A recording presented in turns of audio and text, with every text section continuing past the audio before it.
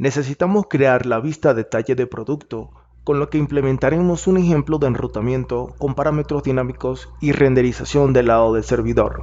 Revisemos los blocks design de Prime React, la sección de e-commerce, navegamos al Product Overview y vemos los diseños en los que podemos basarnos para crear esta vista detalle. Podríamos usar este que incluye el componente Tab View para mostrar información adicional, el componente Galería de Imágenes y el detalle de producto. Para poder pasar el ID del producto en el segmento de la ruta, necesitamos convertir esta imagen en un componente con navegación. En el código ubicamos los dos componentes que renderizan estas imágenes e incluimos el elemento link de next con la propiedad href apuntando al segmento compuesto con el prefix product y el ID. Para crear una ruta de navegación dinámica, tenemos que utilizar una notación especial que consiste en crear un directorio con un par de corchetes y el nombre del parámetro. Dentro del directorio hacemos accesible la ruta creando el componente page. Creamos el contenedor para agregar los componentes que harán parte de la estructura del detalle. Este contenedor recibirá los datos del producto una vez se realice el fetching de datos en el servidor a partir del parámetro inyectado en la ruta. Hacemos asíncrono este componente, extraemos de los props inyectados la propiedad params y esta la pasaremos a la función que realizará el fetching utilizando este dato dinámico. Creamos la función fetchProduct. En esta necesitaremos una instancia de Supabase, el nombre de la tabla, seleccionamos todas las columnas y añadimos la cláusula where para filtrar el producto deseado. No olvidemos el parámetro. Acá podríamos tipar la estructura del parámetro para aprovechar el IntelliSense. Convertimos este valor en un número y guardamos los cambios. Podemos ver que está recibiendo el backend como parámetro.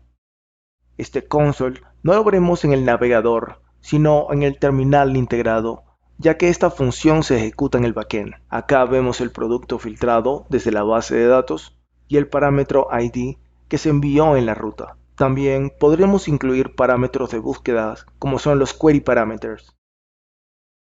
Y de esta forma enviar al backend más información para realizar búsquedas avanzadas. En la renderización del componente hay unos detalles por mejorar. Estos elementos de imágenes vamos a situarlos en una función componente que recibe una lista, la cual podríamos traer en el detalle del producto. Para el caso, lo simplificaremos con una lista local, con la propiedad de origen, nombre alternativo y un título. Renderizamos con una función de alto orden del Lodash.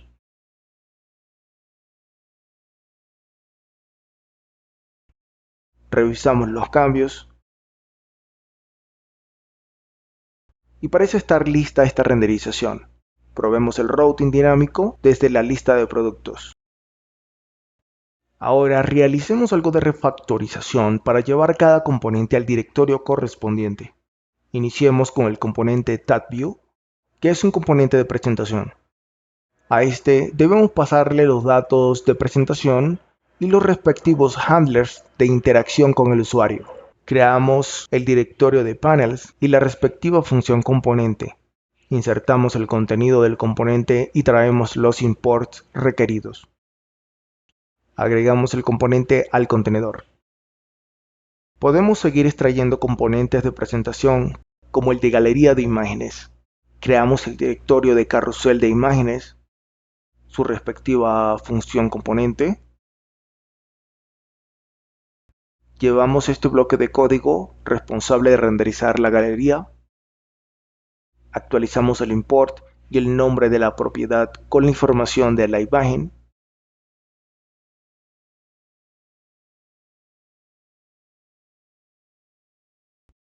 Esto corresponde al detalle del producto, así que vamos a aislar estos elementos en un componente de presentación. Y nos llevamos la galería al componente de agregación.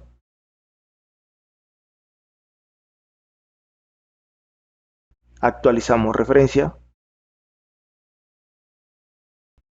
Traemos los datos al componente de orquestación para inyectarlos como propiedades al respectivo componente de presentación.